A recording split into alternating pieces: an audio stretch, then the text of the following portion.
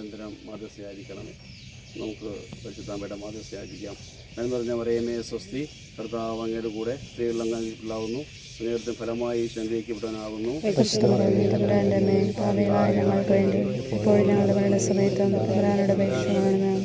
നമുക്കൊരു കൂടി പ്രാർത്ഥിക്കാം. ഇവിടെ ജോലിക്ക് വരുന്ന എല്ലാവരെയും സമർപ്പിക്കാം.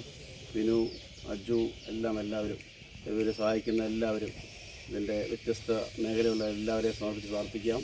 എപ്പോഴും ദൈവവിചാരവും ഒപ്പം തന്നെ സകല വിശുദ്ധന്മാർ മാധ്യസ്ഥ യാചിക്കാം. ഇന്നത്തെ തോമസ് ഫിഷർ, രണ്ട് വിശുദ്ധർ തങ്ങളുടെ ജീവിത ബലിയായി, ത്യാഗമായി വിശ്വാസത്തിന് സമർപ്പിച്ചാണ്. നമുക്ക് അവരുടെ മാധ്യസ്ഥ യാചിക്കാം. പ്രാർത്ഥിച്ച് നമുക്കൊരു കൂടി പ്രാർത്ഥിക്കാം. നന്മ നിറഞ്ഞ പറയുമേ സ്വസ്തി, കർത്താവ് അമ്മയുടെ കൂടെ സ്ത്രീകളുടെ അമ്മ അനുഗ്രഹീതയാവുന്ന അമ്മയുടെ ഫലമായി ശങ്കരിക്കപ്പെടാനാവുന്നു. ഞങ്ങൾക്ക് വേണ്ടി എപ്പോഴും ഞങ്ങളുടെ മരണസമയത്തും തമ്പുരാനോട് അപേക്ഷിക്കണമേ.